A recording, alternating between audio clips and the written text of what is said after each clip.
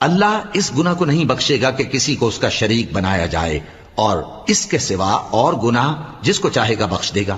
اور جس نے اللہ کے ساتھ شریک بنایا تو بے شک وہ رستے سے دور جا پڑا۔ یہ لوگ اللہ کے سوا جو پرستش کرتے ہیں تو کچھ دیویوں کی، اور پکارتے بھی ہیں تو شیطان سرکشی کو، جس پر اللہ نے لعنت کی ہے، اور وہ اللہ سے کہنے لگا میں تیرے بندوں سے غیر اللہ کی نیاز دلوا کر مال کا ایک مقرر حصہ لے لیا کروں گا، اور ان کو گمراہ کرتا اور انہیں امیدیں دلاتا رہوں گا، اور یہ سکھاتا رہوں گا کہ جانوروں کے کان چیرتے رہیں، اور انہیں سمجھاتا رہوں گا، تو وہ اللہ کی بنائی ہوئی صورتوں کو بگاڑتے رہیں گے۔ اور جس شخص نے اللہ کو چھوڑ کر شیطان کو دوست بنایا وہ صاف صاف گھاٹے میں رہا۔ وہ ان کو وعدے دیتا ہے اور امیدیں دلاتا ہے، اور جو کچھ شیطان انہیں وعدے دیتا ہے وہ دھوکہ ہی دھوکہ ہے۔ ایسے لوگوں کا ٹھکانہ جہنم ہے، اور وہ وہاں سے کوئی راہ فرار نہیں پا